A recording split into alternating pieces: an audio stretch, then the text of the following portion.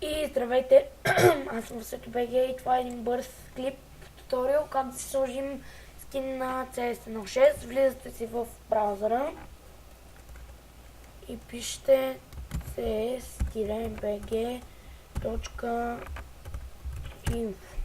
Така. И е тук страни има една като меню.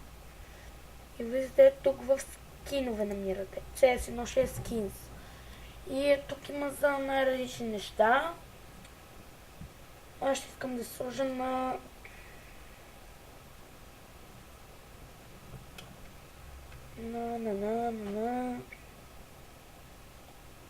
USB-то. Окей, ето всякакви. Вау, това е готино. Тук турбо, мурбо. Това е тъпо хром. Окей, яко USB. USB-то е яко, ама ръката е кошмарна. Окей, нали лавно. И цъкате ето тук. Отваряте го.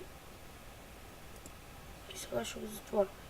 И си влезете в папката, където сте инсталирали CS. Word и CS Strike. И намирате CS Strike. Влизате в Models. Влизате тук. И тези трите ги слагате на десктопа. И ги слагате тук. 1, 2, 3. И готово. Вече имате скин. Скин.